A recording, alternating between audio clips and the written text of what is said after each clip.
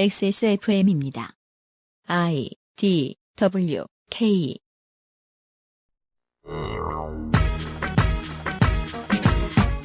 해외에서 오래 머무르셔야 하는 여러분, 언젠가부터 그 어느 나라를 가도 한국에 없는 신문물에 적응하느라 애를 먹곤 하시죠.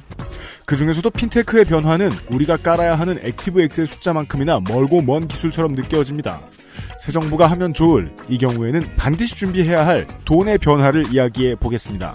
더불어 금주의 뉴스도 정리해드리죠. 제37주년 5.18 민주화운동 기념일에 보내드리는 그것은 알기 싫다입니다.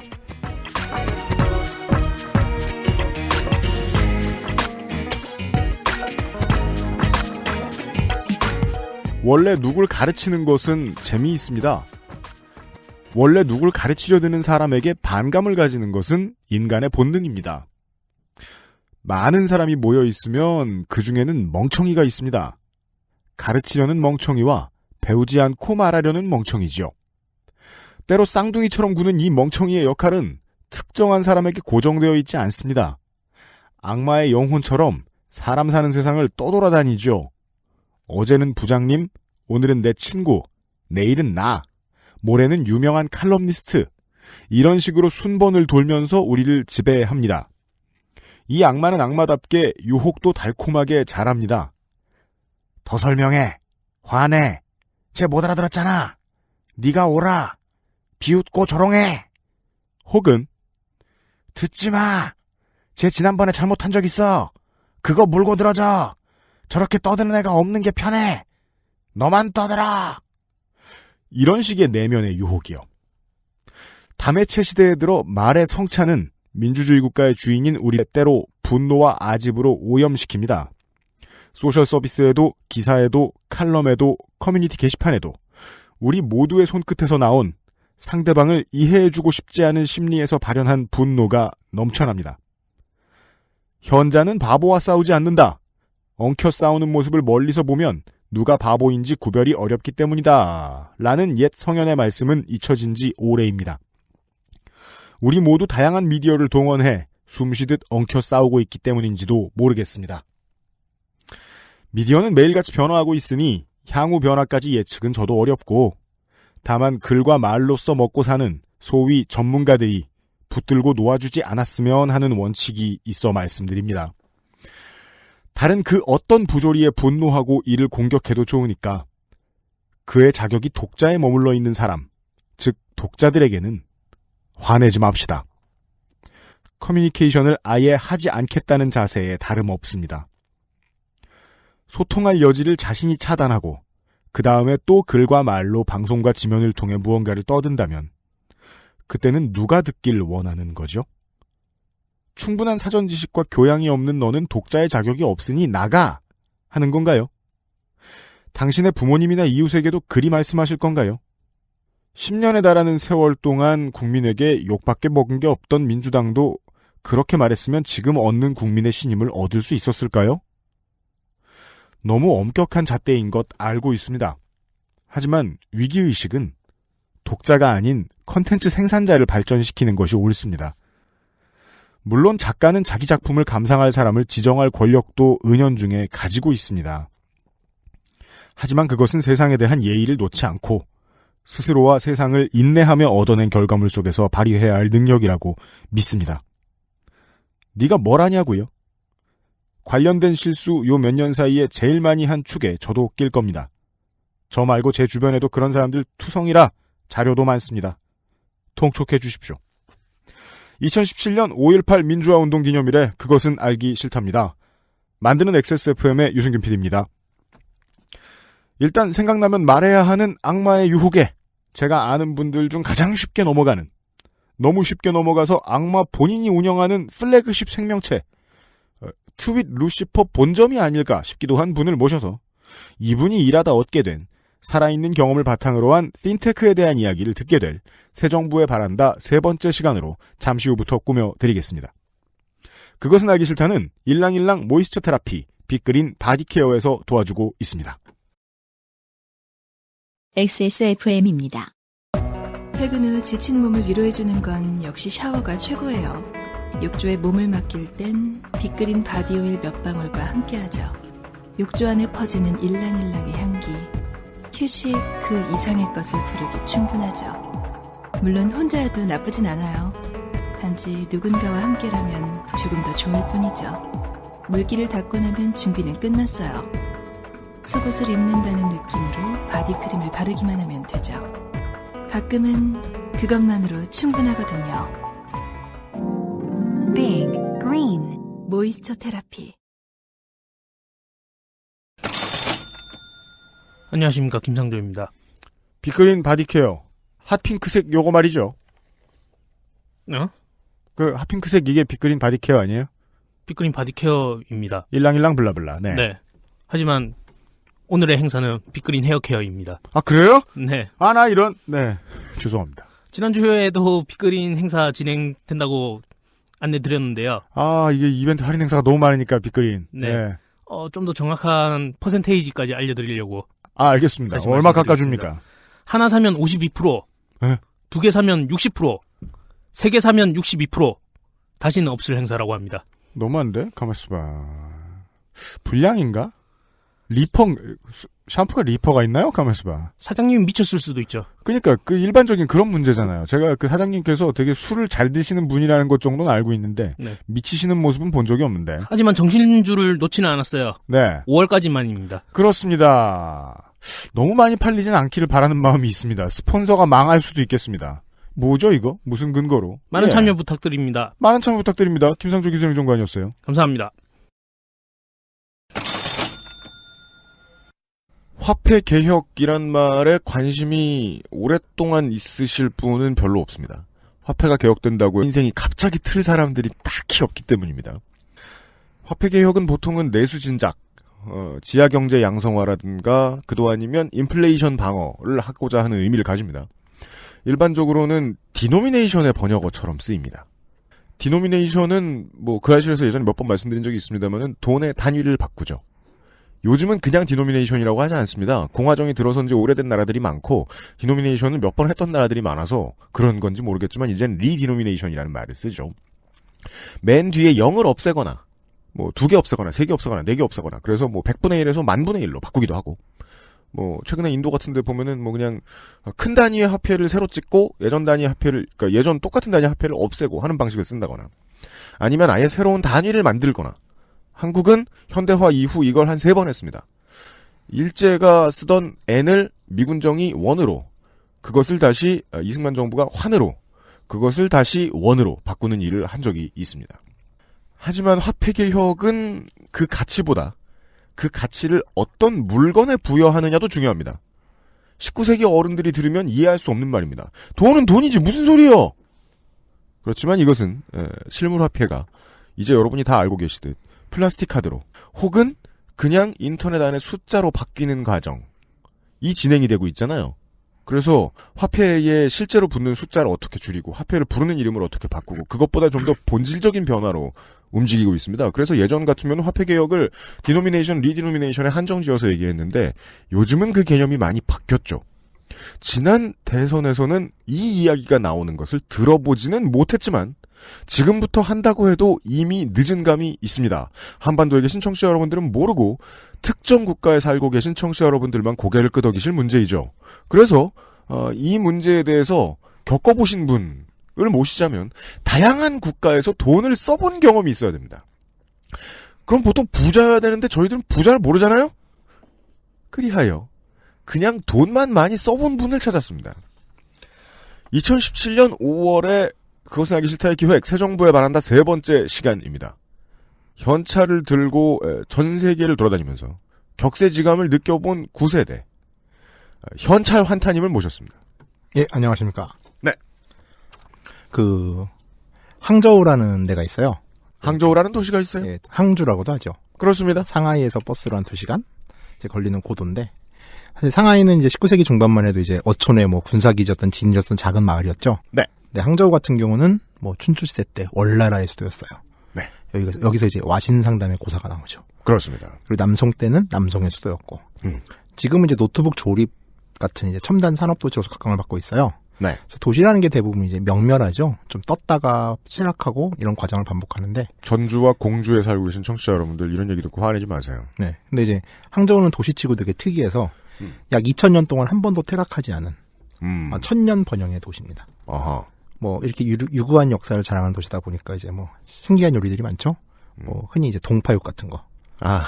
네. 동파육이 네. 이제 항저우에서 나온 요리예요. 네. 한국에서 잘 따라하지 못한다는 그 동파육 요리가 있어요. 네. 자, 이제 항저우 얘기를 하기 위해서 이제 시간은 2016년 10월로 거슬러 올라갑니다. 작년 10월입니다. 뭐 얼마 전이네요.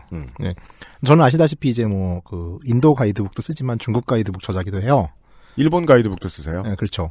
인도 책은 한 권이지만 중국 책은 4권이에요. 아, 네, 그래요. 그래서 예, 중국이 구찌가 훨씬 큰데 네. 영업 전략상 이제 중국은 전문가가 많으니까 이제 아닥을 주로 하는 정책이고요. 그 인도에서 주로 이제 이빨 털죠. 아, 그죠. 이런 정치적인 포지셔닝을 잘하는 분이 트위터에서는 왜 그렇게 시끄러운가? 네. 네. 중국 얘기 함부로 했다 개털릴까봐 뭐 이런 것도 좀 있어요. 네. 네. 요즘 중국에는 이제 뭐 알리페이 혹은 위챗페이라고 하는 게 있어요. 네. 이게 요즘은 중국에서는 현금 대신 이걸 사용하는 경우가 되게 많더라고요. 그래서 저도 이제 이런 얘기를 막연하게 들었어요. 작년 10월에 이제 취재를 다시 가기 전에. 네.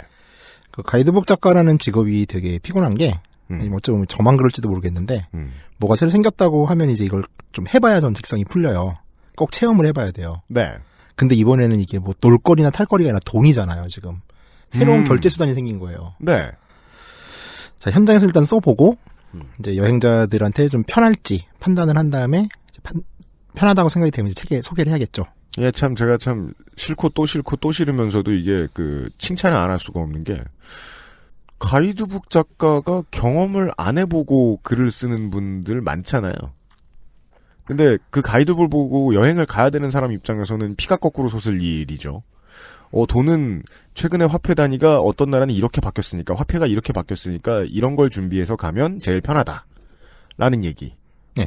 안 하는 가이드북 작가들도 많을 것 같아요. 뭐 이때만 해도 이제 간편 결제 시스템에 대해서 제가 아는 거는 뭐 애플에서 만든 애플페이가 있다더라. 네. 뭐 한국에서는 삼성이 이걸 하려고 하면서 삼성페이란 걸 만들었는데 네. 일단은 갤럭시만 된다더라. 맞습니다. 근데 사용하는 사람들이 적어서 고민이라더라 정도였어요. 네. 아무튼 이제 알아봤죠. 그랬더니 이제 알리페이나 이제 위챗페이 같은 게 모두 중국에서 발행한 카드와 연동이 되더라고요. 나라를 구분 짓는다는 게 좀 이상한데요? 그 나라에서 발급받은 플라스틱 카드. 그러니까 이제 일단 내수 경제인 거예요. 그러니까 시스템 자체가. 그러니까 그럼 우리가 본 유니온페이나 은연에서 발행하는 카드들 그런 것 위주여야 된다는. 근데 그게 한국에서 발행한 은연 카드는 또 안 돼요. 현재까지는 그래요. 우와, 알겠습니다. 예. 그래가지고 카드가 있으려면 일단 중국은행에 어카운트도 있어야 되잖아요. 그러네. 예. 근데 이제 중국은행에 어카운트는 있어요, 제가. 예.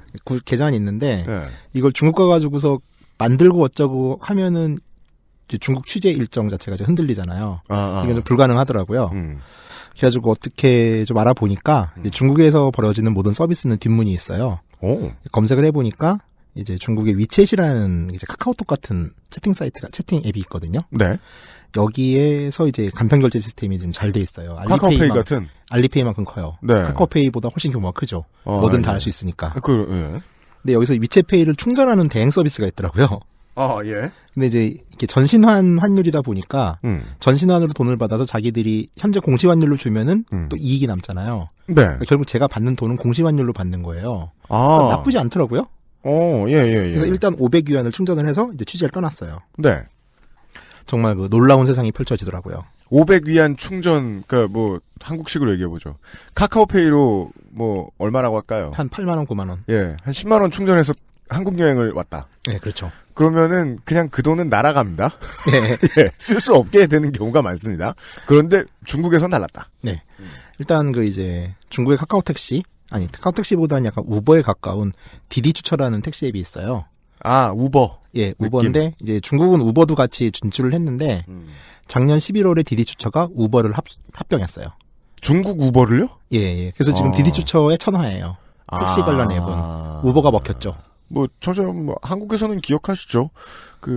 우버와 비슷한 서비스를 한참 열심히 준비하던 대기업들이 다 내려놨죠? 우버도 빠지면서. 그렇죠. 예. 그러니까 중국이 이런 부분에 있어서 경제 개방성은 한국보다 훨씬 높아요. 그죠. 예. 해외에 사시는 분들은 우버가 앱의 이름, 회사의 이름이 아니라 대명사잖아요. 택시 대신 우리가 부를 수 있는 어떤 차량의 다른 이름이잖아요. 근데 한국은 너무 거리가 머니까.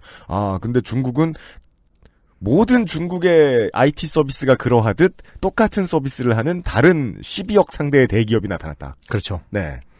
그 우버가 이제 디디 추처에 합병되면서 안 좋은 점은 우버로 택시를 옛날에 부르면 영어를 좀 할 줄 아는 기사가 왔는데 우버가 사라지니까 이게 짬뽕이 돼버린 거예요. 동네 기사가 온다. 네, 그렇죠. 그건 좀 안 좋더라고요. 개인적으로 외국인이라서 안 좋아요, 그거는. 네. 어찌됐건 이제 디디 추처로 택시를 불러요. 그러면 이제 그건 카카오 택시랑 똑같죠. 택시가 오는 것까지는 똑같은데 네. 이제 계산을 할 때 위챗페이로 결제를 하겠다. 뭐 말이 안 통하면은 핸드폰을 흔들어요. 그러면은 기사가 알아서 스마트폰에다 QR코드를 찍어서 나한테 줘요. 그럼 QR코드를 태그하면 결제가 되는 거예요. 그리고 이게 그 택시의 그 계산기 있잖아요. 네. 그거랑 연동이 돼가지고서 그거에 기반해서 영수증이 나와요. 미터기. 예, 미터기랑 연동이 되는 거죠. 한국에서 돈을 내야 되는데 카드나 돈을 안 주고 스마트폰을 떨렁떨렁 흔들면 모르겠어요. 이해하실 기사님들도 있죠. 바코드만 적힌 카드인 줄 알고 그런 게 우리 택시는 돼요 안 돼요 정도 말씀하시는 분들이 있을 수도 있지만 어떤 기사님들은 뭔 소리야 이 미친놈이라고 생각하실 수도 있는데 네. 기사님이 알아서 QR코드를 끄집어내서 주신다. 예, 그렇죠. 그 땡핑이라고 하는 이제 중국의 식당 리뷰 사이트가 있어요. 땡핑. 예, 따중망이라고도 하는데 네. 여기는 이제 식당 이외의 모든 것에 사실 리뷰가 붙어있는 사이트긴 한데 네. 주로 식당 리뷰를 많이 활용을 해요. 예. 여기는 위챗페이로 선결제가 돼요. 이건 무슨 말이냐면 소셜 커머스하고 결합이 됐다는 얘기죠. 한국의 소셜 커머스와 결합된 식당들은 초기에 많이 생겼다가 지금 다 망했죠. 그러니까 서비스 같다 이런 그렇죠. 얘기 많이 들은 다음에 지금 다 놓으셨잖아요. 식당 하시는 분들도 별로고.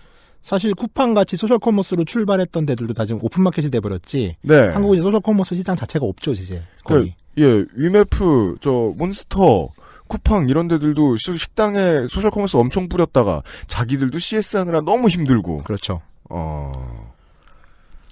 자, 여기는 지금 중국 같은 경우 엄청난 확장성을 가지고 변화하고 있어요. 신기합니다. 댐핑에 소개된 식당들은 각자 식당에 바우처를 발행을 해요. 우리도 이런 건 경험했습니다. 바우처 선 발행이죠. 어떤 곳은 한 달쯤 미리 구입하면 할인율이 50%를 넘기기도 해요. 이즈음에 제가 이제 어떤 크랍, 그러니까 게를 먹는 집을 갔는데 네. 현찰을 들고 온 사람이 저밖에 없더라고요. 오, 최고 9세대. 일단 되게 놀랐어요. 예. 그러니까 한 1년 사이에 너무 바뀐 거죠. 어디였느냐가 중요하죠. 뭐 번화가에 있는 되게 큰 데였어요? 아니면은 그래도 꽤 유명한 집이긴 유명하긴 했어요. 한 집인데 그래도 그러니까 유명한 집이면 테이블이 많을 거 아니에요. 그렇죠. 저 많은 테이블에서 뭐 여행 작가가 유심히 봅니다. 저 사람들을 뭘로 결제하지? 네, 그러니까 이제 손님이 이제 중국은 원형 테이블이 많잖아요. 네. 되게 큰 중국집 테이블. 네. 근데 요즘은 이제 중국도 젊은 세대들은 1인이나 2인이 다니기 때문에 원형 테이블인 대가족 위주잖아요. 그러니까 그런 식의 자리가 이제 의미가 없단 말이에요. 네. 그래서 요새는 그런 원형 테이블에 합석을 시켜요.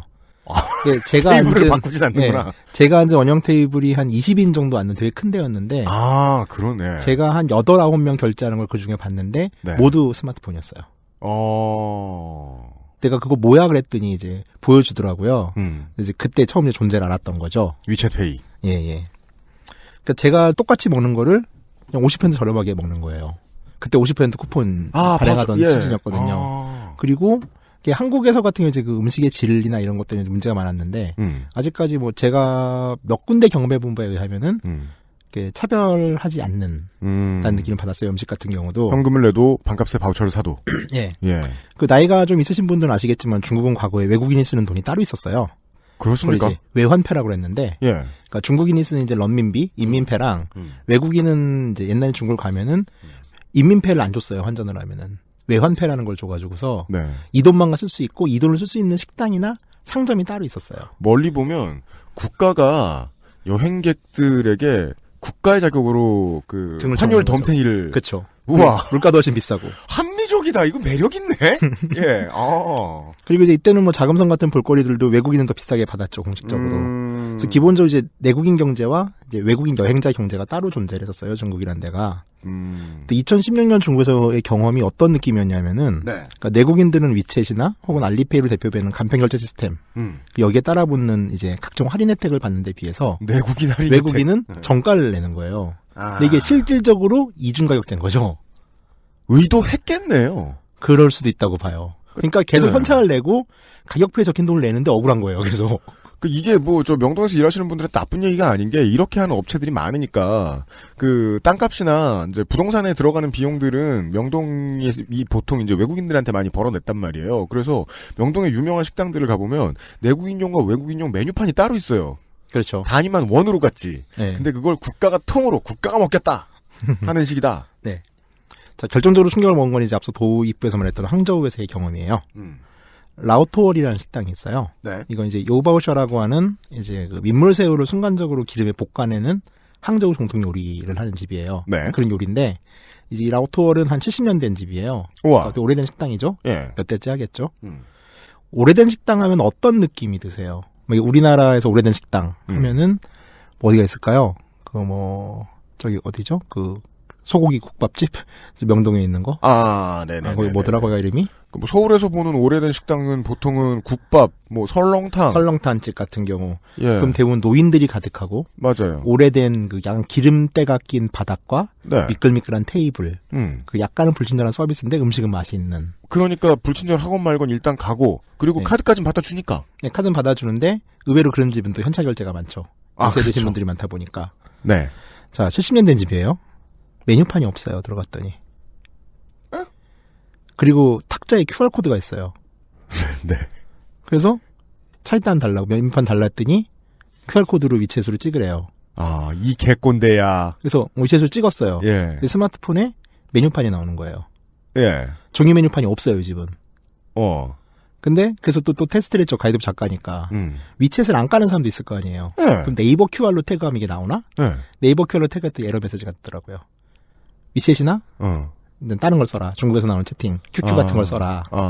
라고 하더라고요. 그러니까 이제 위챗은 그냥 앱만 다운받으면 가입할 수는 있어요. 위챗 페이를 활성화하는 게 어렵지. 신식은 신식인데 중국 특유의 폐쇄성은 지적을 해야 되는군요. 그렇죠. 예. 그러니까 모든 게 내국인 시장인 거라니까요, 중국은. 그래서 메뉴판이 열리고 이제 이걸 가지고 이제 사진이죠, 기본적으로 이제 메뉴판이. 네. 중국어만 있는 게 아닐 거 아니에요. 네. 그리고 영어 번역도 되더라고요.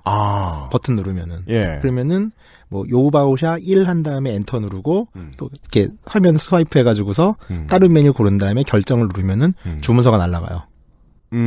자동으로 날아가죠. 네. 그러면 주문을 하고 나서 1분 안에 종이 영수증을 가지고 와요, 점원이. 내가 주문한 내용에 대해서. 이 종이 영수증은 생각을 해봤는데 왜 필요하냐면은 접대나 이런 경우 내가 먹은 걸 증명해야 되는 경우는 종이 영수증을 아예 제출해야 되나 봐요. 그래서 종이 영수증은 주더라고요. 회사에서 필요하다거나. 그렇죠. 예. 자, 음식을 다 먹었어요. 그리고 종이도 주방에는 붙어 있을 수 있겠죠. 2페이지가 나와가지고 한 페이지는 주방에 붙어 있다거나 주방에 그렇죠. 화면으로 뜰 수도 있겠지만. 그리고 그 영수증에 QR코드가 있어요. 그건 또 뭐예요? 결제를 그걸로 하는 거예요. 그러면 위챗 페이를 설정한 상태에서 그 QR코드를 태그하면은 내가 현재 먹은 금액이 떠요. 그거서 결제 버튼 누르면 결제가 되는 거 끝이에요. 지금 여기까지만 들으면 입구에서 출입구에서 중요한 일을 담당하는 사람이 할 일이 거의 없어졌습니다. 그렇죠. 이쪽의 페이 시스템을 통해서 미리 예약하고 주문하고 가. 노쇼 방지 시스템은 앱을 통해서도 가능할 수 있겠죠? 그렇죠. 사람이 누군지 확인할 필요 없어. 들어왔을 때 마치 KTX가 사람 탈 때 표 확인 안 하듯이 그냥 이 사람이 여기 앉아 있구나. 메뉴 시켰어요. 스마트폰으로 결제했어요. 나갈 때도 들어올 때도 인사할 사람 필요 없을 수 있겠네요. 그렇죠. 근데 이게 지금 젊은 층한테 어필한 가게가 아니에요. 가게를 딱 보면은 가족 단위의 식사하는 분들도 많았고 노년층도 많았어요. 오래된 식당이니까. 그들이 다 위챗페이로? 다 위챗페이로 QR코드 태그해가 주문하고 위챗페이 결제를 하는 거죠. 네. 그래서 물어봤어요. 점원한테 현금 결제할 수 없냐고. 안 된대요. 안 돼요? 예. 안 된다. 예. 자, 사람 이제 알아야 이제 보인다고 하잖아요. 네. 그러니까 이쯤 돼서 이제 문화 충격을 겪고 나니까 이제 거리 풍경이 보이더라고요. 그랬더니 이제 한국에서 1,000원에 세 컬레 하는 스타킹 파는 리아카 노점. 거리가 달라 보입니다. 예. 길거리 군밤 장수. 이런 분들이 다 스마트폰 결제가 가능한 거예요. 그러니까 물론 대도시 기준이긴 하지만 이제 온갖 땡땡페이들을 태그가 다 붙어 있고 네. 그냥 군밤을 사면서도 그 QR코드 태그해가지고 결제를 해서 군밤을 사고. 그러니까 이제 현찰을 안 쓰게 되는 거예요. 그래가지고 급히 서울로 연락을 했죠. 네. 저 혼자 취재 갔거든요. 예. 2,000위안 빨리 충전해달라고. 온 거리에 현찰이 사라졌다. 네. 제가 지금 여기 오기 전에 집 앞에 출근하려고 나오는데 집 앞에 성주참외 물 10,000원에 한 보따리에 팔더라고요. 네. 근데 저도 카드밖에 안 가지고 다니거든요. 현찰이 없어가지고 못 샀어요. 청취자 여러분과 저도 모두 동일한 경험을 했습니다. 어젯밤에요. 저도 어젯밤에 술을 많이 먹으면 왠지 집에 과일을 사가지고 들어가게 되지 않습니까? 그렇죠. 그래야 덜 맞죠. 예. 수박 몇 개를 달라고 했는데 달라고 하기 전에 먼저 묻죠, 저는. 네, 카드 돼요? 카드 돼요? 안 된다. 저도 어제 그 경험을 했습니다. 물론 과정만 들으면 중국의 전형적인 경제를 활성화시키는 방식들이 많이 들어가 있어서 이거 너무 전체주의적이고 이거 이득이 다른 데 갈 것 같은데 혹은 이제 한국의 대기업 방식 같은 걸 생각하시니까 안 될 것 같은데라는 생각이 드실 수 있는 분들도 있겠지만 광고를 들으시고 얘기를 좀 더 들어보시죠. 그것은 알기 싫다는 용산의 숨은 보석 컴스테이션에서 도와주고 있습니다. XSFM입니다. 노트북이냐 태블릿이냐 10년 전엔 사람들이 이것만 고민하다가 영원히 데스크탑을 쓰지 않게 될 줄 알았지요. 발열과 속도 저하, 활용도와 확장성의 한계에 부딪히기 전까지 말입니다. 어떤 업무, 어떤 상황에 안정적인 데스크탑이 필요한지 알고 계신 당신은 컴스테이션과 잘 통할 고객입니다.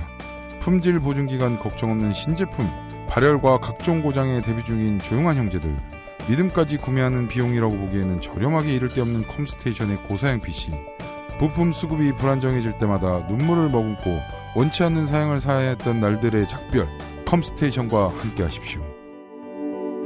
컴스테이션은 조용한 형제들과 함께합니다. 네.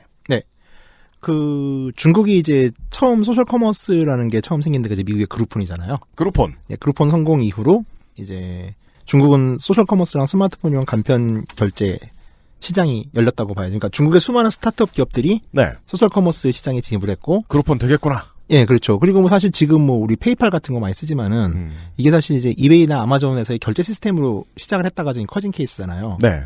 그러니까 중국 같은 경우는 전형적으로 미국이 어떻게 소셜 커머스 혹은 오픈 마켓들이 간편 결제 시장과 결합을 했는지를 똑같이 따라갔어요. 세상 모든 나라가 그 뿌리와 과정을 너무 쉽게 볼 수 있었어요. 왜냐하면 3, 4년 사이에 일어난 일이라서. 그래서 한국도 다 따라했다가 한국은 지금 다 퇴보했죠. 옥션처럼 돼버렸죠. 그렇죠. 예. 자, 중국이 이렇게 좀 약간 좀 시장의 요구에 따라서 그렇게 발전을 해 나갔다면은 인도는 이제 관주도로 이 일이 또 이루어집니다. 네. 일단 발단은 2016년 11월에 화폐 개혁이 있었어요. 인도에서. 네. 이게 상당히 급작스럽게 진행이 됐죠. 그러니까 그 YS 시절의 금융실명제처럼 갑자기 모디가 띡 하고 나오더니 화폐 개혁을 하겠다. 네. 라고 한 거죠. 인도는 지금 현재 가장 고액권이 그 당시에 1,000루피짜리였어요. 이게 우리나라 돈으로 한 18,000원 정도 돼요. 네. 근데 1,000루피짜리를 발행을 중단시키고 발행과 사용을 중단시키고 500루피짜리도 똑같은 조치를 취했어요. 그래서 500루피를 신권으로 교체하고 네. 국권은 이제 못 써요. 아예 못 쓰게 해요? 난리 났었어요. 그래가지고 그때 진짜로. 그러니까 병원이나 이런 응급기관에서는 쓸 수 있는데 네. 그 외에는 은행에 저금을 한 다음에 뺏어 쓰든가. 그러니까 이제 지하경제 아예 은행으로 내놔서 인도 중앙국책은행으로 흘러 들어가서 그걸 폐기할 수 있는 수순 아니면은 인정 안 해주는. 그렇죠. 실물로 돌아다니지 못하게 하는. 3일인가 유예를 줬어요. 그러니까 되게 3일? 네, 그러니까 난리가 났었어요, 진짜. 통풍 환자는 어떻게 하라고? 그렇죠. 그리고 이제 1,000루피는 아예 없애버리고 2,000루피짜리가 생겨났어요. 최고액권을 높이는 것도 화폐 개혁이죠. 그렇죠. 예. 인도의 경우는 고액권 발행률이 상당히 높아요. 그러니까 한국도 물론 높아요. 5만 원권 발행률이 되게 높은데 네. 일단 인도는 이제 국민들이 은행 계좌를 가진 경우가 좀 적어요, 많이. 그러니까 시골로 가면 이제 은행에 돈을 보관하는 걸 못 믿어요, 인도 사람들은. 그래서 이제 옛날에 우리 할머니들처럼 이제 장독대, 땅바닥에 파묻는다거나. 김치 사이에 비닐로. 그렇죠, 그렇죠. 네. 아니면 장롱 속에 넣는다거나 이런 식으로 이제 집에다가 보관을 하거든요. 그러다 보니까 이제 고액권을 많이 가지려고 그러겠죠. 부피가 줄어드니까. 그래서 이제 그 고액권이 시중에 유통되는 화폐의 약 86% 정도였어요. 그러니까 우리나라 지금 5만 원권이 86%의 유통화폐를 차지했다는 얘기예요. 그건 이제 인플레이션과 관련이 있는 수준 아닙니까? 거의 9할에 가깝게 최고의 것만 쓴다는 게? 아니, 그걸 묻어놓는 거죠, 다. 그러니까 돈을 찍으면 사라지는 거예요, 돈들이 다. 우리나라 5만 원권하고 똑같은 거죠. 그러니까 찍어내긴 많이 찍어냈는데 시중에 안 보인다? 네, 시중에 안 보이는 거죠. 예. 자, 이 막대한 돈이 일시적으로 이제 사용 중지 조처가 내려진 거예요. 그러니까, 그렇군요. 1,000루피가 없어진다는 건 그런 의미군요. 네, 그렇죠. 땅에 묻혀있는 것을 땅에 수렴하게 만드는. 네, 꺼내놔야 되는 거예요. 자, 이게 좀 인도는 좀 여러 가지 문제가 있었는데, 하여간 이제 어떻게 조치를 취했냐면은, 금융실명제구나, 이건 거의. 국권은 정해진 기간 내 통장을 만들어서 입금을 할 수 있었지만, 네. 신권으로의 교환, 그러니까 돈 대 돈의 교환을 제한했어요. 아, 이런 의미군요. 네. 예. 그래서 이제 초기 한 달가량은 ATM을 통해서 하루에 2,000루피밖에 인출을 안 시켜줬어요. 그리고 일주일엔 4,000루피. 근데 이러면 한 7만 원이거든요. 그러니까 인도 물가가 아무리 싸도 이거 가지고 아무것도 할 수 있는 게 없어요. 중산층 이상은. 그러니까 난리가 났었지만 어찌됐건 이제 본의 아닌 지하 경제 활성화가 이루어진 거죠. 진짜. 네. 예. 이게 정치적인 음모도 좀 있었던 게 인도가 2월부터 지방선거를 했거든요. 올해. 네. 근데 그러면서 이제 현재 집권당은 이미 다 환전을 했대요. 야당에다 얘기 안 해주고 야당은 빅엿을 먹은 거죠, 완전히. 야당은 그러면은 이번 한 번에 그 한정되는 돈 없는 선거를 해야 됐네요. 그렇죠. 그리고 야당 같은 경우는 약간 좀 시골 토호들 혹은 지주들 위주의 정당이고 지금의 집권당은 도시 중산층 정당이거든요. 그래서 이제 그 뭐 인쇄소나 아니면은 저 뭐 기념품 같은 거 만드는 데다가 그 정책 컨설턴트 이런 사람들한테 거기 사람이 야 저기 어디 가서 밭 밑에 풀어 밭 밑에 있는 거 돈 풀어 했더니 그 돈을 못 쓰게 하는데요. 그렇죠. 진짜 빅엿. 그러니까 일단 인도는 아까도 잠깐 말했지만 은행 어카운트를 가진 사람이 인구의 절반 정도밖에 안 돼요. 그리고 상거래는 2015년 기준 98%가 현금으로 이루어져요. 카드 받는 데 거의 없거든요. 대도시 제외하고는. 네. 네, 그러니까 현금 사회예요, 그냥. 네. 현금을 막으면 끝나는 거예요, 그냥. 신용카드 쓰는 사람도 없고. 이 화폐 개혁은 별거 아닌 거 그냥 신문을 읽고 있으면 1,000루피를 없애고 500루피는 교환하고 2,000루피를 새로 만들었다라는 게 대체 이게 뭐가 화폐 개혁이야 생각했는데 실제 자세히 얘기를 들으니까 현금 유통 사회를 공격했네요. 그렇죠. 네. 그리고 인도는 세금 징수율이 턱도 없이 낮아요. 그러니까 이렇게 얼만큼 하면 세금 안 버는지 거치죠. 알 수가 없죠. 예, 그러니까 2005년 통계 되게 오래된 건데 이때는 13억 인구 중에 소득세를 내는 사람이 2%. 지금도 10%가 안 돼요. 2015년 기준으로도. 네. 그러다 보니까 인도도 우리나라처럼 각종 내가 사는 물건에 대한 이제 뭐 부가가치세, 사치세, 향락세 이런 게 막 붙어요. 그래서 델리 같은 경우 호텔에서 식당에서 밥을 먹잖아요. 네. 그럼 세금이 복리로 계산돼서 최대 43%까지 붙어요. 그러니까 이런 식으로 이제 세금 징수를 했지 소득세 같은 건 소득조사가 안 됐으니까 일단 원천 징수가 안 됐기 때문에 그런 거군요. 그렇죠. 자, 일단 이 화폐 개혁으로 개인의 소득이 대충 파악이 됐겠죠. 그리고 이걸 아예 투명한 거래로 계속 유지하기 위해서 인도 정부가 내세운 게 전자결제 혹은 간편결제의 전면적 도입이에요.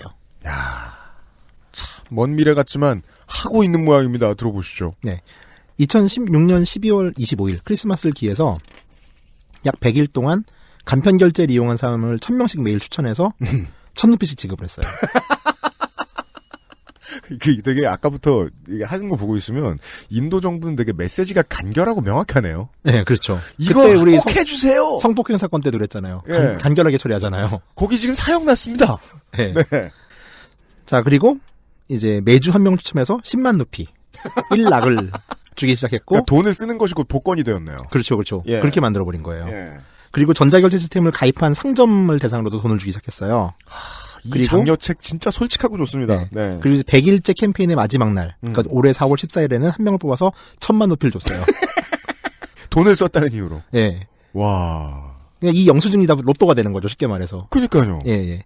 일단 매일이 1,000명 추첨이라는 게 상당히 컸던 게, 제가 인도에 올 2월에 내내 인도에 있었는데 올해. 네. 매일 이제 인도는 페이티엠이라는 간편결제 시스템을 주로 쓰는데, 네. 페이티엠이 된다고 쓰는 상점들이 매일매일 늘어나는 게 보여요. 예. 그러니까 바라나시 같이 되게 좀 낙후한 혹은 이제 전통이 지배한 그 좁은 골목의 구멍가게들도 수줍게 페이티엠 마크를 달고 시작을 했죠. 그러니까 좁은 구멍가게들 뭐 저는 인도를 안 가봐서 모르겠습니다만은 동남아시아의 지역들 가면은 아스팔트만 한 번 깔아놓은 게 전부인 2차선 도로에 이제 밀집해 사람들이 막 살고 있잖아요. 네. 거기에 보면은 뭐 LTE 충전 상품 같은 거 팔고 이러는 구멍가게들이 막 있잖아요. 네. 그런 데들 다 현찰만 받던데 거기에 그렇죠. 이제 예, 국가가 장려하는 전자결제 받습니다. 네, 그래가지고 저도 이제 기분이 좋아서 이제 그 음료수인 환타 500ml 미들 보틀 병이 35루피 정도 하거든요. 35루피? 네. 그거를 이제 스마트폰 결제도 해서 먹었어요. 되더라고요. 그러니까 인도인들도 막 니네도 이런 거 쓰니? 뭐 이런 자랑스러운 표정. 그러면 전자결제는 결국은 거기에 실물이 들어가는 건 이제 결제를 위한 기계가 들어가야 돼요. 전자결제는 스마트폰만 있으면 되는 거예요. 카드 결제하는 길이가 필요가 없어요. 청취자 여러분, 저는 한국 사람입니다. 네. 그러니까 스마트폰에서 그 결제 금액에 대한 QR이 뜨고 그걸 내가 태그하면 되는 거예요. 한국 시사 프로 진행하는 사람은 이런 생각밖에 안 드는 거예요. 그래, 이것도 결제 시스템 마련해야 되고 국가가 따로 해주는 뭐 액티백스 가득한 뭔가를 만들어야 되고 블라블라 자시고 하면은 결국은 국가에서 하청 주는 업체 몇을 위해서 새로운 시스템을 다 만드는 거니까 쓸모없을 거야 생각했는데 그냥 스마트폰으로 끝. 그렇죠. 우리는 이제 신용카드 사회다 보니까 신용카드 결제기가 단순화되긴 했죠. 요새는 스마트폰에 연결해서 쓰는 조그만 기계도 있는데 이제는 네. 여기는 이제 그것도 필요 없는 거예요. 그러면 가만 있어봐. 그러면은 이게 그 중국처럼 폐쇄성의 문제 같은 건 없습니까 여기는? 조금 나요. 중국보다는. 그러니까 여기는 외국인이 어카운트 만들 수 있고, 그다음에 이걸 가지고서 바로 이제 충전도 할 수 있게 돼 있어요. 지금 인구가 이제 10억에 달하는데. 네네.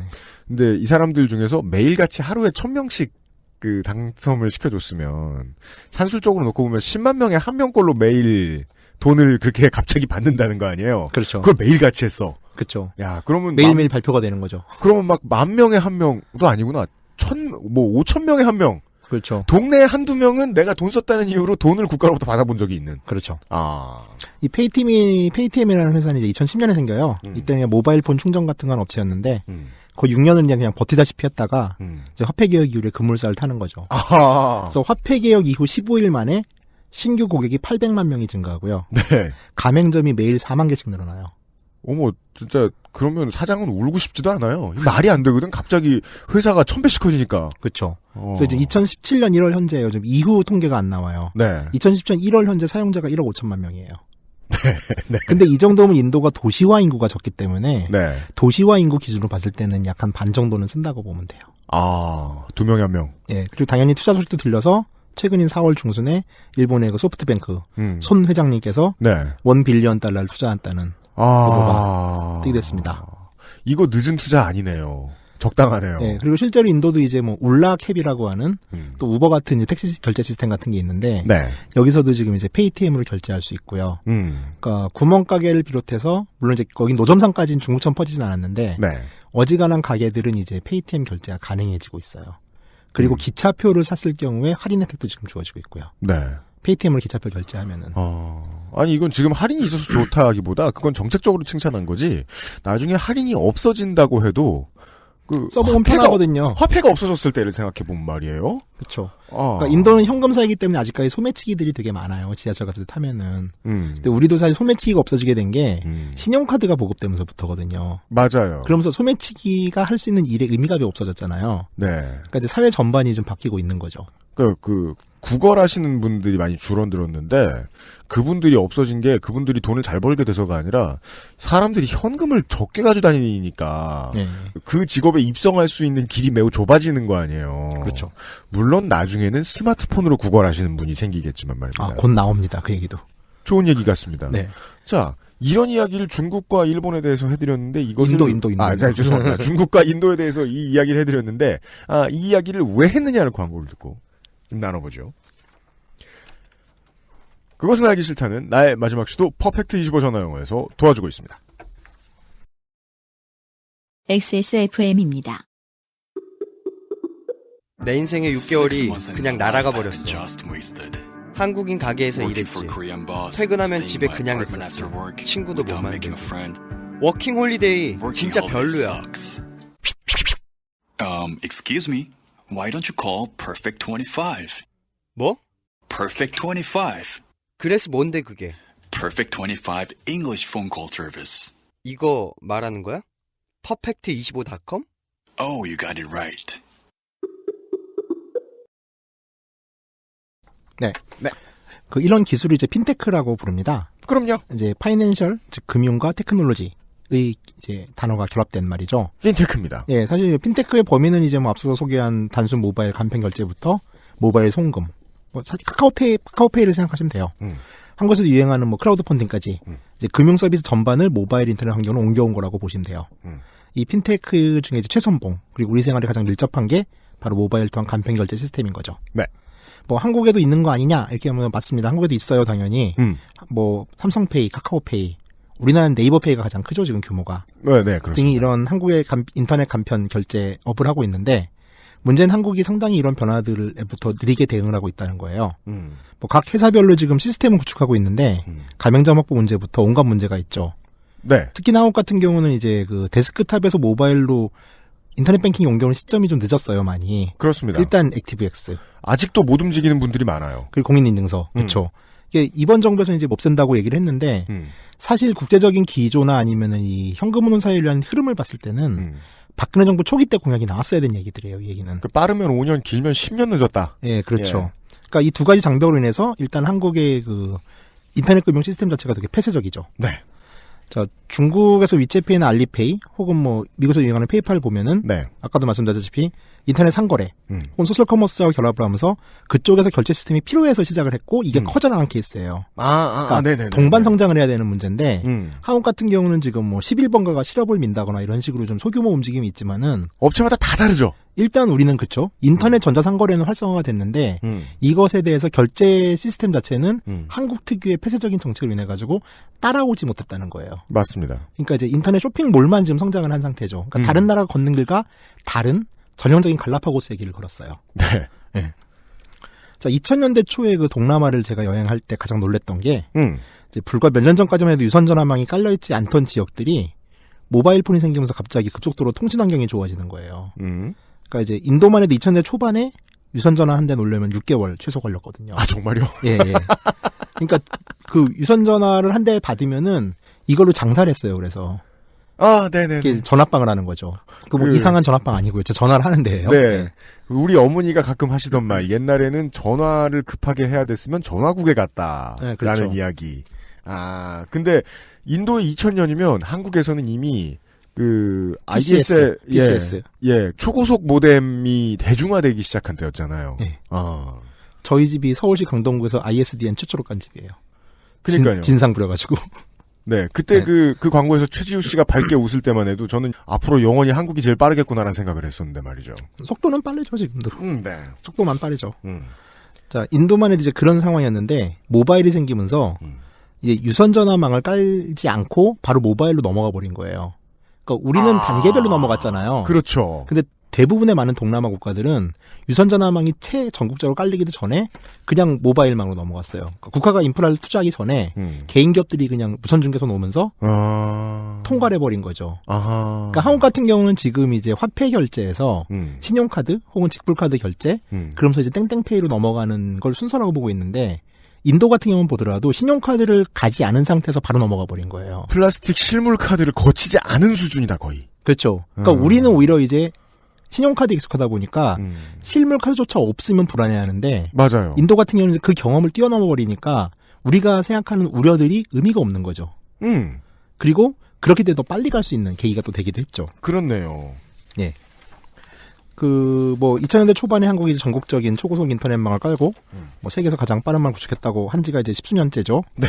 우리는 이제 그걸로 공인인증서 가지고 데스크탑에 앉아가지고 인터넷 뱅킹을 하면서 앞서가고 있다고 막 뻐기고 있었어요. 액티브엑스를 10개 깔면서. 네, 그리고 저도 막 우와 이런 게 돼 막 이랬는데 네. 어느 선가 이제 정확히는 보수점검 훈련을 거치면서 정보통신부라는 일종의 국가 IT 정책의 최종 결정자가 살인 상태에서 네.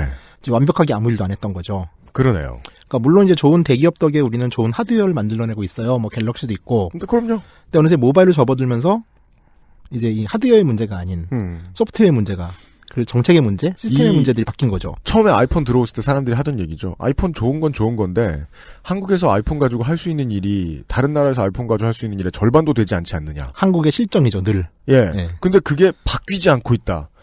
그래서 갤럭시 시리즈가 되게 놀라운 거죠. 이렇게 스마트폰으로 할 거 없는 나라에서 이런 하드웨어를 만들고 있다니. 이게 이렇게 이제 흘러가다가 시간이 2016년쯤 되니까 저는 이제 한국에 사는 사람이죠. 그리고 제가 또 꽤 IT 덕후긴 해요. 온갖 장비 다 사는 인간이거든요. 네. 근데 분명히 우리보다 저개발 상태라고 느낀 나라를 매년 취재하는데 어느 날 갑자기 세상이 바뀌어 있는 거예요. 그러니까요. 네, 이게 좀 흥분한 저의 이야기인 거죠. 그래도 참 확실히 우리 현찰 환탁께서 캐시 환타가 낫지 않나? 예, 허구한 날 트위터에서 하는 것 같지만 그래도 정말 막 떠들어야 막 떠들면 안 되는 것들은 그다지 많이 떠들지 않으세요. 왜냐면 나가서 보면 되게 격세지감을 느끼는 엄청난 것들이 많을 거 아니에요. 그거를 다 정리해서 글로 쓰기 너무 힘들고 네. 네, 말이 편하죠. 사실 이건 이제 전 세계적인 흐름입니다. 인도는 곧 지하철 티켓 발매 시 현금 사용을 중단할 예정이에요. 네. 예. 그렇게 빨리 바뀌고 있어요. 지금 아까부터 지하철 티켓이라든가 식당에서 메뉴 고르는 이런 거 계속 말씀해 주시는데 제가 지금 막 떠오르는 건 한국에 저렇게 많은 키오스크들. 책을 빌릴 때, 지하철에서 발권할 때, 요즘은 식당에서도 참 우스운 게 도입되고 있는 상황이에요. 그렇죠. 키오스크에 가서 물건 식당, 메뉴 뭐 할지 누르고, 네. 돈을 집어넣고, 심지어 요즘 나오는 키오스크들 중에 어떤 게 있냐면, 카드 안 받는 키오스크가 있어요. 그 현찰만 받아요? 네. 그거 백종원 씨 프랜차이즈예요. 그러니까 최신이야, 최신. 그 멸치국수집 얘기하는 거구나. 맞아. 네. 짱 맛있어. 나도 이거 술 먹고 새벽 2시에 먹으면 죽이죠, 그거 진짜. 근데 그 거대한 키오스크가 우리한텐 최신 문물이라는 거예요. 그건 약간 이제 일본식 자판기를 베낀 거죠. 네. 인도는 건너뛰었다라는 말씀을 드렸어요, 지금. 그렇습니다. 중국이나. 예. 자, 이게 지금까지 저는 이제 아시아 전문 작가다 보니까 아시아의 얘기예요. 유럽으로 가면은 더 빨리 변하고 있습니다. 일단 영국과 스웨덴도 지금 현재 대중교통 요금을 현금으로 받지 않기 시작했어요. 네. 덴마크는 소매점에서 현금 결제를 제한하는 법률을 제정했어요. 그러니까 현금을 안 받아도 되는 거예요. 그러니까 우리가 신용카드 안 받으면 신고하잖아요. 근데요, 지금 덴마크 얘기를 들어보니까, 그럼 덴마크는 지금, 소매점 현금 결제를 제한한다. 즉, 슈퍼 가서 담배 살 때 현금 못 낸다. 라고 얘기하면, 그게 일반인이 현금을 쓰는 마지막 창구예요. 그렇죠. 그때 빼면 현금 쓸 일 없을 텐데요. 예. 그러니까 일단은 거절할 수 있는 제한이고 자율적으로 현금을 안 받을 수가 있는 거예요. 그래도 네. 고발되지 않는 거죠. 네. 자, 일단 올해 1월 1일부터 덴마크는 화폐의 직접 생산을 중단했어요. 그러니까 이 결과가 보이니까 드린 말씀이에요. 네. 구멍가게까지 돈을 못 받게, 현찰을 못 받게 하면 이제 국가는 현찰을 안 찍어내야지. 그렇죠. 그래서 현재는 이제 필요한 돈은 다른 나라에서 위탁 생산을 하는데 전체적으로 이제 화폐 유통량을 줄이고 전자화폐인 이크로네를 국가적으로 도입한다는 계획을 세웠어요. 거대한 철학의 변화입니다. 네. 그 덴마크 최대 은행인 단스케뱅크는 2013년에 사실 이제 모바일 간편 결제인 모바일 페이를 도입했는데 이미 이제 현재 덴마크 인구 중 그러니까 560만 명 중에 300만 명 정도가 사용을 하고 있고 다 쓰는 거네요. 그렇죠. 예. 그리고 심지어 덴마크 노숙자에게 적선하는 것도 이제 모바일로. 왜냐하면 그렇구나. 노숙자들도 혹은 거지들도 스마트폰을 가지고 있으니까요. 그러니까 요 개념이군요. 이것도 이제 QR코드 찍는 거죠. 그러니까 노숙자와 거지도 지하 경제였잖아요. 그렇죠. 모든 게 양성화되네요. 모든 게 다 올라오는 거예요. 그러니까 이러면 이 나라는 또 합법입니다만은 국가가 투명해지는 거죠, 진짜. 그게 매춘, 도박 했다는 거 다. 그러니까 굳이 김영란법 가지고 복잡하게 만들 필요가 없는 거예요. 매춘과 도박에도 세금 다 받고 일일이 꼬박꼬박. 그렇죠. 야. 자, 유럽에서 가장 먼저 지폐를 발행한 나라로 역사책에 오른 스웨덴 같은 경우는 2015년 기준 현금 결제 비율이 20% 정도밖에 안 돼요, 이미. 2년 전인데. 네네. 여기도 이제 대다수 소매점들은 지불 수단을 카드로 한정하고 있고요. 손님들이 현금을 내밀어도 거절할 수 있도록 법을 개정했어요. 그러니까 스웨덴 정부의 목표는 2030년까지 현금 사용을 중단하자다. 잠시 후에 현찰 환탁해서 말씀해 주실지 모르겠지만 한국이 정부가 이것을 민기적하며 똑바로 하지 못하고 있는 무능을 과시하는 동안 민간에서는 카드 회사가 폭리를 취함으로써 시대의 발전을 막았거든요. 그렇죠. 그리고 네. 다른 대체 수단이 들어오는 걸 막고 있죠, 지금. 그죠. 네. 그 부분은 국가가 컨트롤해야 할 부분인데 아무튼 예. 네. 하여간 이렇게 되면 이제 정부로서는 나라 안에서 발생한 돈의 이동이 투명해진다는 장점이 있죠. 그러니까 안정적인 세수를 예측할 수 있고 또 세금을 공정하게 부과할 수 있고 그렇습니다. 그러니까 국가 전체가 투명해지는 거예요. 네. 그러니까 우리가 생각하는 지금 말하는 부패를 척결하기 위한 어떤 정책들이나 공약들이 나오는데 이건 그렇게 접근할 문제가 아니라는 거죠. 그리고 되게 많은 나라들이 이걸 지금 사례로서 몸소 보여주고 있고 네. 심지어 그 복잡다단한 인도에서조차 네. 도입을 성공적으로 좀 도입을 하고 있는 시스템인 네. 거죠. 네. 자, 그리고 이제 모바일 간편 결제 시스템, 간편 결제가 도입됐을 장점 중에 하나는 소비자 입장에서는 일단 카드사와 달리 이제 가입도 좀 자유롭고 되다 보니까 별도의 결제 기구를 아까 구입하지 않아도 된다는 얘기 했고요. 네. 스마트폰 다 가지고 있잖아요. 그리고 이런 얘기 있잖아요. 명세상인을 살리고 골목상권을 살리겠다. 네. 얘기하는데 사실 이거는 이런 플랫폼을 만드는 게 어떤 정책보다도 훨씬 더 유리한 거죠. 그렇죠. 왜냐하면 방금 우리는 아까도 얘기했지만은 소소한 극장 앞에서 파는 쥐포, 서울극장 앞에 지금도 있잖아요. 군밤, 군 옥수수, 여기 지금 마포역에도 가면 많잖아요. 맞아요. 현찰이 없으면 못 먹잖아요. 그러니까 이런 것들을 그냥 쉽게 먹을 수 있고 또 저 같은 경우도 돈을 확실히 많이 쓰더라고요. 근데 이게 실제 돈이 움직이는 것도 아니고 그러다가 우리가 신용카드를 처음 썼을 때 그랬잖아요. 신용카드 쓰면 과소비한다고. 네. 돈 얼마 쓰는지 몰라서. 네. 근데 간편결제가 들어가니까 신용카드보다 감이 더 없어져요. 아. 많이 쓰게 돼요, 되게. 그러니까 국가 입장에서 봤을 때는 너무 좋은 거군요. 우물물을 막 퍼쓰니까 그렇죠. 동네 사람들이. 그러니까 뭐 이제 저도 흥정하기 싫어가지고 뭐 한 번 먹고 두 번 먹고 한 번 먹고 이런 경우가 있는데 이게 어떤 효과가 있냐면은 그 나라의 물정을 모르는 외국인한테는 알게 모르게 모두 게 다 정찰제가 되고 바가지를 실 수 없게 되는 거예요. 그게 너무 중요해 보여요. 그러니까 네. 그 모든 상인의 기본적인 그 요건이 되는 거 아니에요. 정찰제. 예, 모두에게 정찰제가 시행이 되고 예. 씌울 수가 없게 되는 거죠. 그러니까 파는 사람들에게 딴맘을 절대로 못 먹는. 기록이 남으니까 고소할 때도 신고할 때도 훨씬 유리해지죠. 증거가 다 남으니까. 그러네요. 현찰 거래 같은 영수증 달라고 하는데 우린 영수증 문화도 아니잖아요. 기본적으로 현찰 줬을 때 특히 예. 외국인이. 예. 그러니까 인사동 같은 데 가면 정말 이러거든요. 일본 사람들 가면은 소주 2병에 안주 3개에서 10만 원 받아요. 예? 그게 패키지 가격이에요. 우와. 정말 그렇게 받아요. 메뉴판 2개 가지고 있으면서. 정태춘 선생이 인사동을 싫어하시는 이유가 있었군요. 그분은 뭐 한국 사람처럼 생겼는데. 뭐 약간. 네. 그러니까 이제 좀 더 투명해지면서 더 많은 소비를 할 수 있는. 그러니까 경제 활성화 정책 100가지 내는 것보다 훨씬 나은 구조 시스템인 거죠, 이게. 그 인간의 문화에서 한두 가지를 없애는 게 아니에요. 지금 흥정까지 없애요. 그렇죠. 매우 많은 분야에서 흥정을 반드시 해야 되는 분야만 남겨놓고 다 네. 없애겠네요. 경매장 빼고. 네, 그렇죠. 그러니까요. 네. 그리고 우리는 분명히 이제 이게 시대적 조류인데 인도나 중국보다 뒤처지고 있는 거죠. 자, 한국의 경우를 잠깐 살펴볼까요? 네. 자, 중국의 경우는 재벌 마윈 유명하신 분이죠. 네. 어떻게 생겼는지 아시죠? 예, 예. 네.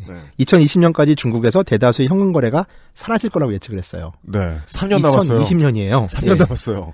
우리는 지금 뭐라고 있냐면은 2017년 4월부터 한국은행에서 네. 동전 없는 사회를 향한 첫걸음을 시작합니다. 그렇습니다. 네. 지금 한국은행의 정책은 편의점을 대상으로 잔돈이 발생했을 때 동전 대신 원하는 카드에 포인트를 적립해준 정책을 이제 권유하기 시작했어요. 그렇습니다. 그러면서 하는 얘기들은 늘 이런 시스템이 바뀐다라는 얘기도 하지 않고 네. 우리가 지금 동전을 찍어냈는데 1년에 얼마가 드는지 아느냐 그렇죠.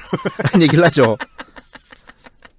근본적인 걸 바꿔내진 못해요. 동전만 없애는 것으로. 그렇죠. 네, 일단 첫 걸음입니다. 네. 그러니까 한국에서 현금 없는 사회란 좀 꿈같은 얘기죠. 그러니까 한국은행이 동전 없는 사회를 목표로 제시한 게 최종적으로 동전 없는 사회를 가보자 하는 목표가 2020년이에요. 네, 맞아요. 그러니까 마윈의 말에 의하면 2020년에 중국은 대다수 현금 거래가 사라져요. 그렇습니다. 근데 우리는 이제 동전을 없애는 거죠. 네.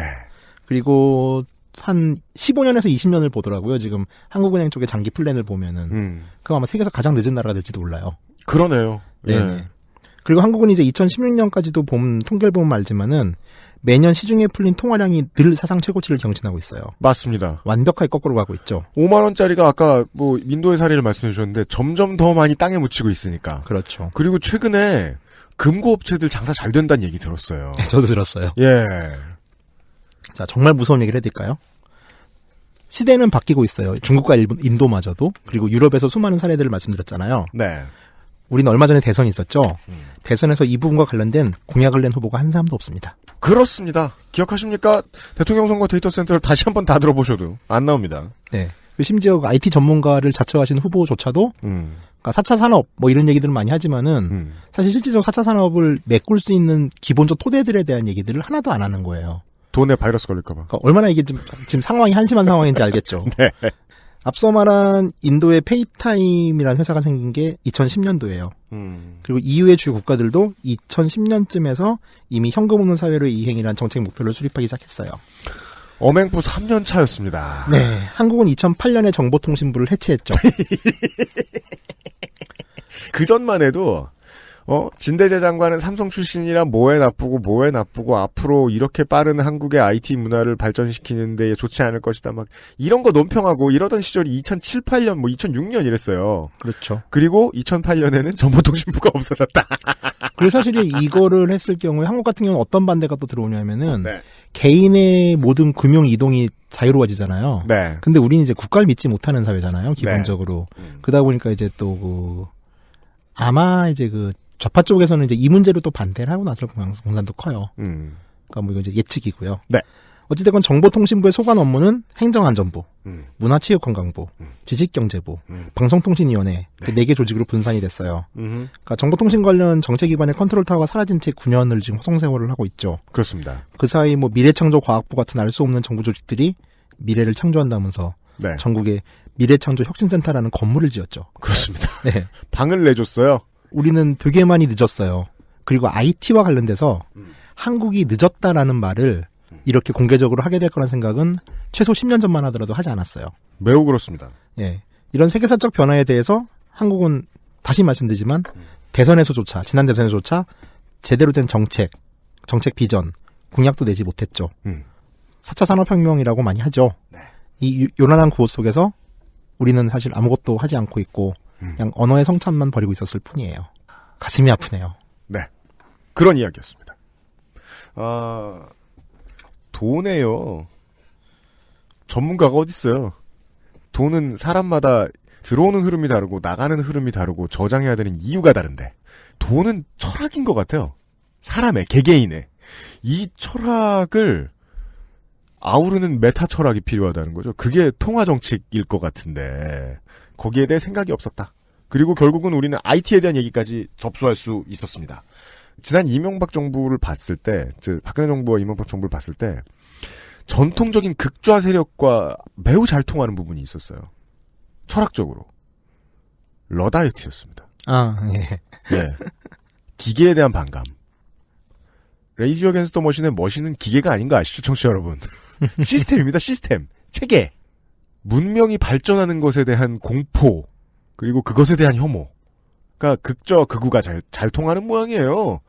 그래서 이렇게 발전시켜놓은 걸 다 되돌렸다. 그러는 사이에 저는 작년 초에 이제 땡덱 카드를 제가 받았다고 사람들한테 자랑을 하고 다녔잖아요. 뭔 카드요? 땡덱 카드. 그게 뭐야? 네. 예. 이 회사 카드 음악할 때는 안 내줘요. 예. 웬만한 사람은 안 주더라고. 제가 보였을 때는. 와, 나 카드 생겼다고 막 되게 좋아했었습니다. 작년에. 사람들한테 자랑하고 막 술 쏘고 막 이랬는데. 나 그때 갈 걸. 예. 무슨 소리야? 얼마나 많이 돈 벌어. 억울해 죽겠네, 진짜. 고기밖에 안 줬잖아요. 참치 사줘야지. 알았어요. 참치 사기로 했지, 맞다. 그리고서 제가 스스로에게 감탄했죠. 와, 2016년에 대한민국을 살아가는 나는 플라스틱 카드 하나 생겼다고 좋아하고 있구나. 예. 인도의 어느 사람은 언젠가부터 현찰을 쓰지 않기 시작했는데.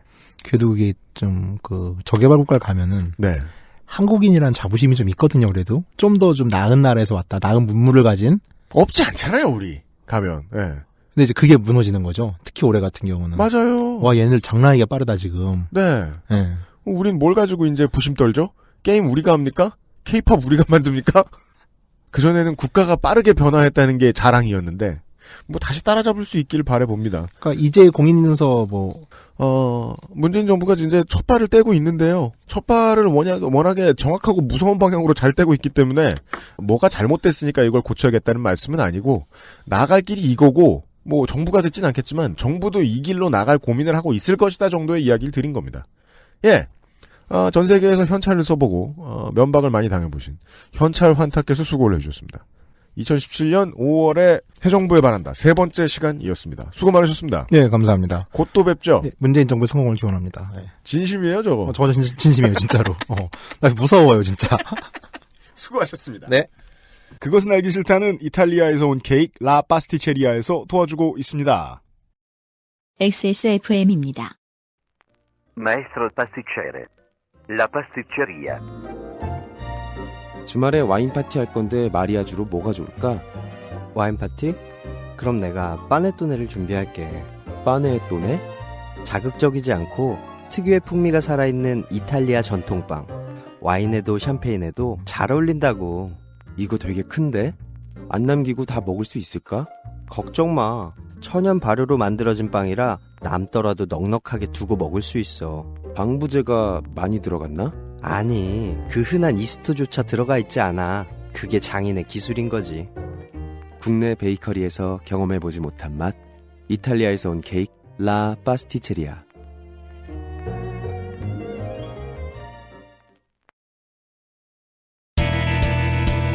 금주에 쓸만한 뉴스. 오늘부터 역사.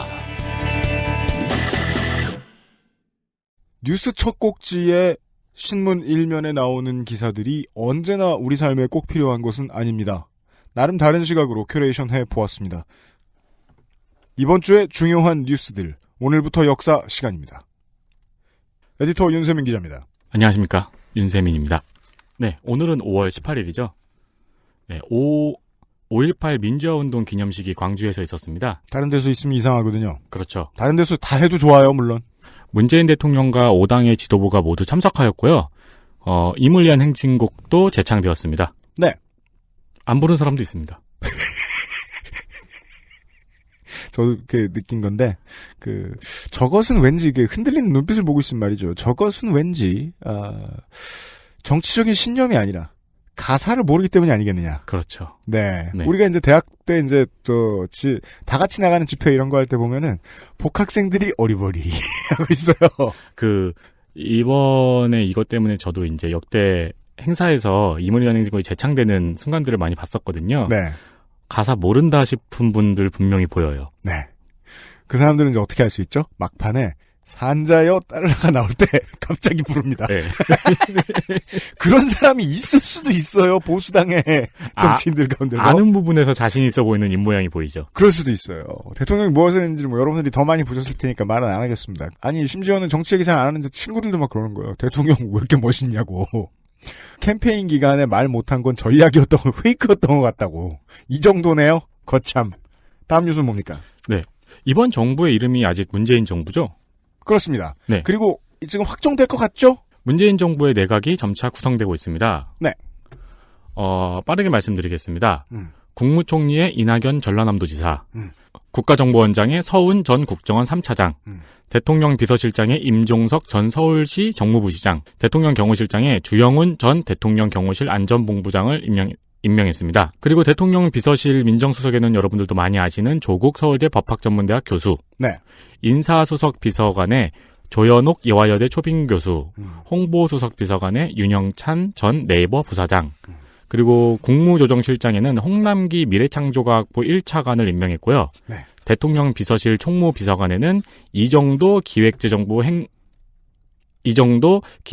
행정안전예산심의관, 춘추관장에는 권혁기 전 국회 부대변인을 임명했습니다. 그리고 대통령 비서실 민정수석 비서관실 반부패 비서관에는 박형철 전 부산고검부장검사, 그리고 대통령 비서실 정무수석 비서관에는 전병헌 전 민주당 원내대표, 사회혁신수석 비서관에는 하승창 전 서울시 정무부시장, 사회수석 비서관에는 김수연 전 환경부 차관을 임명했습니다. 이 광고보다 더 힘드네요. 대통령 비서실을 빼봐요, 그럼. 그리고 대변인에는 박수찬 전 의원을 임명했고요. 국정기획자문위원회 위원회는 김진표 더불어민주당 의원, 일자리위원회 부위원장에는 이용섭 전 의원을 임명했습니다. 네, 혹자는 일자리위원회라고도 부르죠. 네, 그리고 어제 나왔던 참신한 뉴스죠. 네.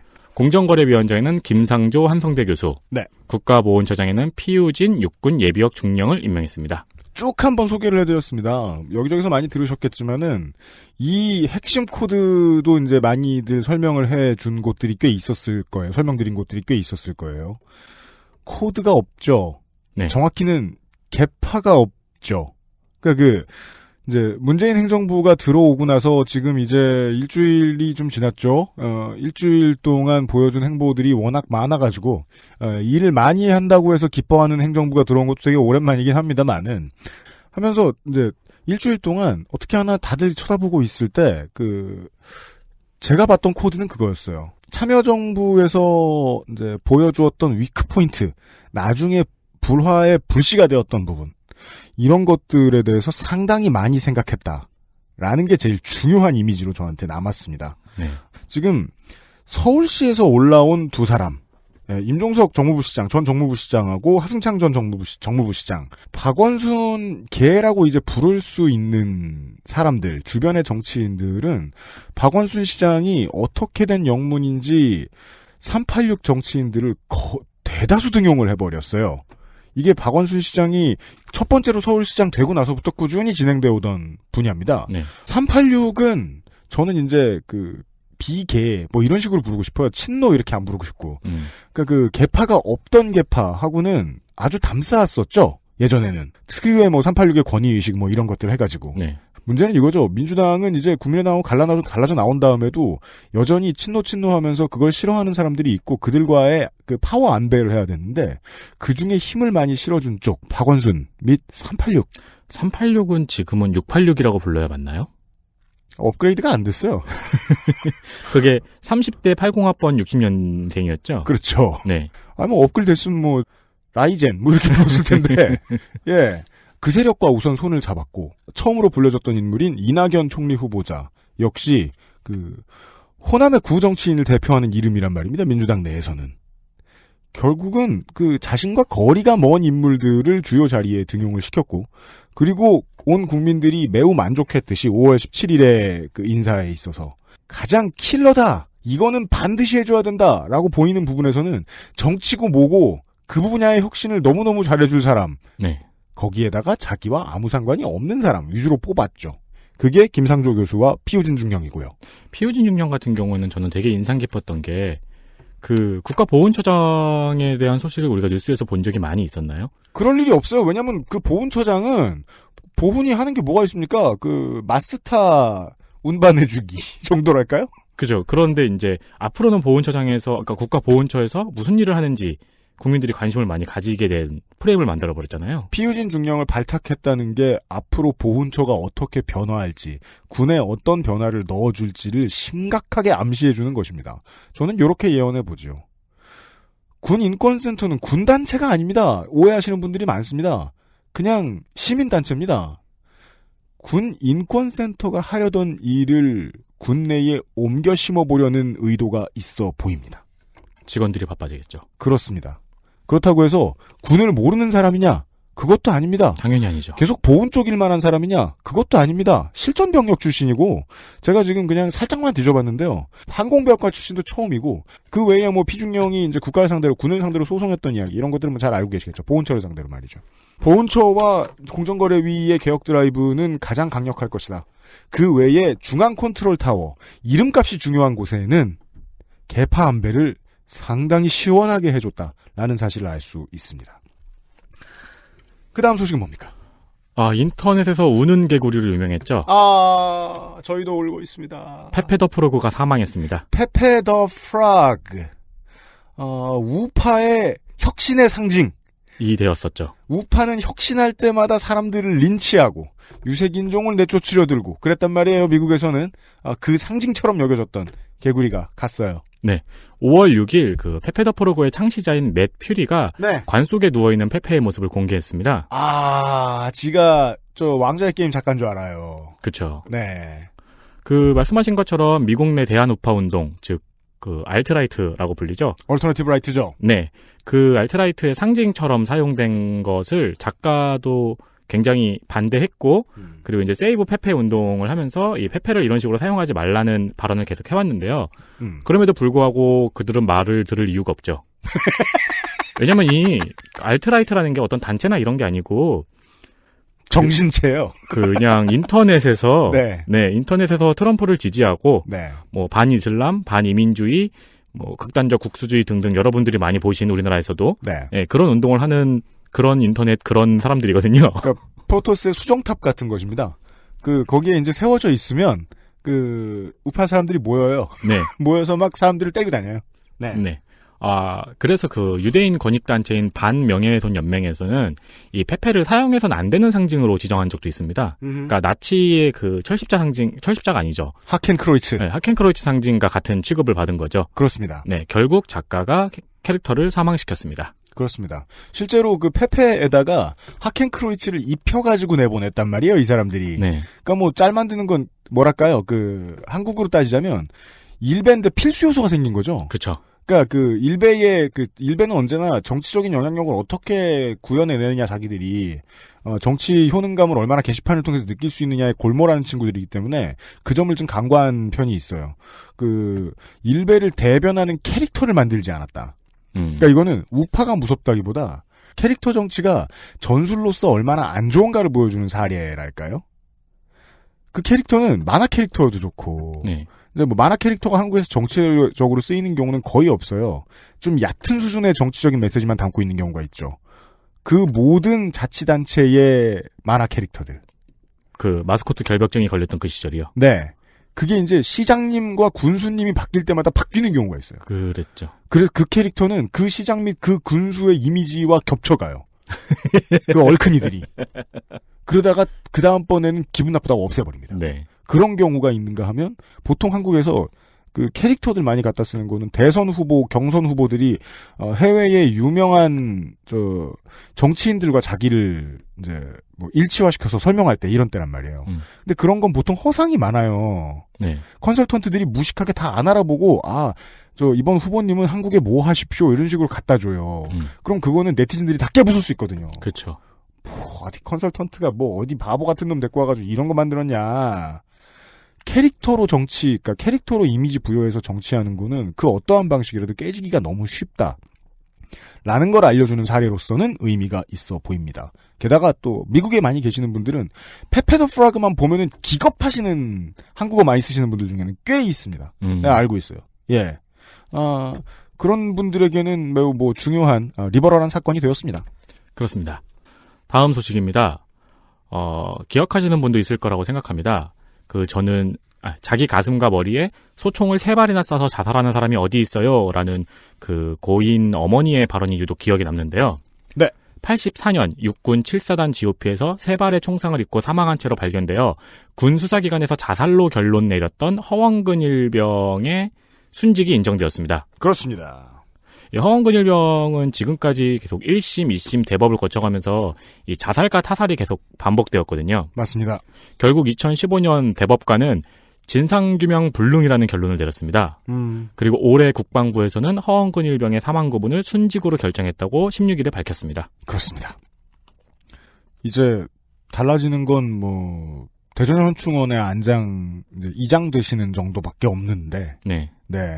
요런 말씀을 그 부모님께 위로와 유가족께 위로와 축하의 말씀을 전합니다. 예. 이게 새 정부 들어서 갑자기 판결 났다 이런 식으로 보실 필요는 없을 것 같습니다. 사반세기 훨씬 넘게 싸워오신 분들이 많으니까요. 그렇습니다. 네. 그 다음 소식은 뭡니까? 야동 사이트 얘기입니다. 그렇습니다. 티내는 분은 없지만 아시는 분은 많을 거라고 생각합니다. 네. 오타를 음란 말 사이트로 냈네요. 음란 말 사이트 짱이네요. 진짜 음란하네요. 그거 되게 옛날에 한석규 씨 나오던 그 옛날 야설 쓰던 조선시대 얘기 그런 거 나온 영화 뭐더라? 네. 그 음란서생이요. 네. 음란 말 사이트라니. 음란물 사이트 AB 수능의 운영진이 잡혔습니다. 어떻게 그렇게 읽을 수가 있어? 깜짝이야. AV 스눕. AV 스눕의 운영진이 잡혔습니다. 그렇습니다. AV 스눕은 2014년부터 미국에 서버를 두고 회원수 121만 명, 음란물 46만억 건을 올리고 사이트 포인트 결제와 광고비 등으로 17억 원의 부당이득을 챙긴 혐의를 받고 있습니다. 네. 근데 또 회원들에게 비트코인으로 결제를 받았다는 사실이 알려지고 나서 이번에 랜섬웨어 때도 해커들이 비트코인으로 수입을 챙겼죠. 그래서 이제 비트코인에 대한 논의도 우리나라에서 점점 가속 중입니다. 그렇습니다. 비트코인을 없애라 이런 얘기도 있는데 네. 개인적인 생각으로는 옛날에 애들이 스마트폰 많이 본다 그러니까 스마트폰 없애라라는 말하고 비슷하게 들리기도 하고요. 맞습니다. 네. 그러니까 이 AV 수능과 관련해서 이제 비트코인으로 결제를 받은 사건, 그리고 비트코인과 관련된 사건 사고가 터질 때마다 이제 신문물에 대한 러다이트가 일어나는데, 네. 이제 아까 현찰 환타님께서 말씀을 해주셨다시피, 이것은 결국 AV 수납 사건은 대단할 게 없고요. 몇 년 동안 17억 원, 경찰은 보도자료 내놓을 때 이게 매출인지 아니면 순수익인지 얘기 안 해줍니다. 순수익이라 그래도 이 업계에서 이렇게 벌려놓고 일을 많이 하는 사람이면 돈 많이 번 거 아니에요. 지금쯤 다 탕진했을 가능성이 매우 높습니다. 이 사람은 인생 날렸어요, 그냥. 그건 중요한 게 아니고, 비트코인에 대한 논의가 어디로 발전될 것인가가 더 중요하게 느껴집니다. 결국은, 세계의 중앙은행 역할을 하는 이뱅크 무언가의 탄생을 우리는 지금 눈앞에 두고 있는 것이다. 그렇습니다. 라는 생각만 듭니다.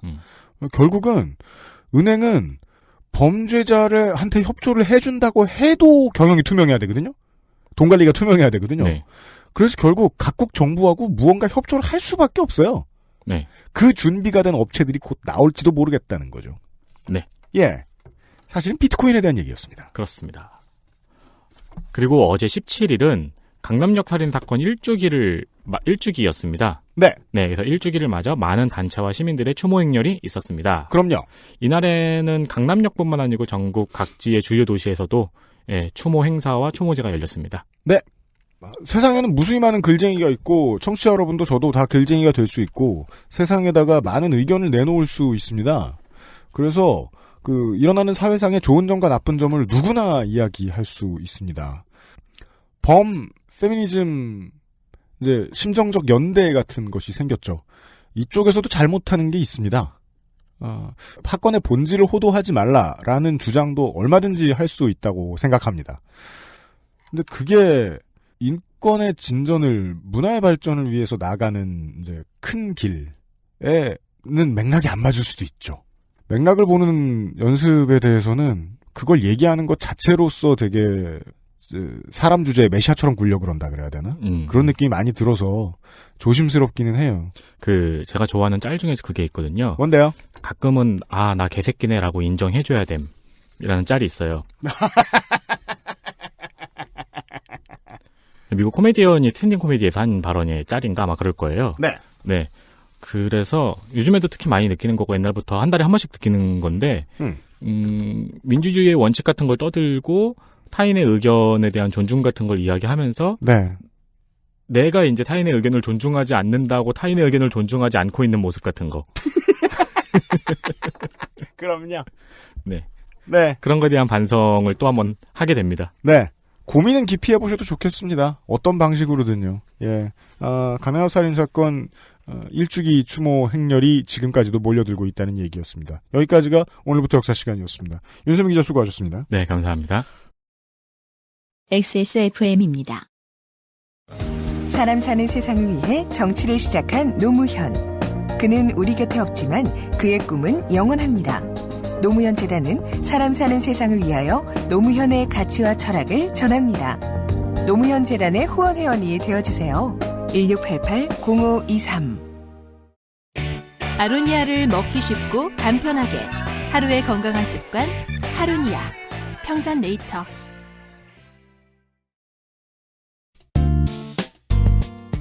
소셜의 시대라 이놈의 말잔치는 더더욱이 끝나지 않을 거란 말이죠. 예. 그리고 IT 서비스의 최근의 핵심은 역시나 유저의 취향에 맞는 것을 알아서 걸러내주는 서비스이기 때문에 우리는 앞으로도 강요당한 확증 편향 밑에서 오랫동안 살아야 됩니다.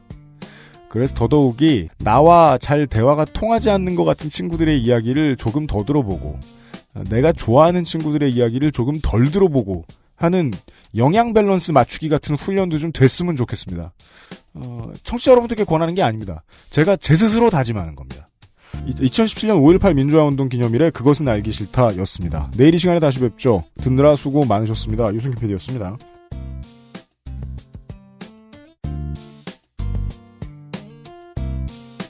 XSFM입니다. I, D, W, K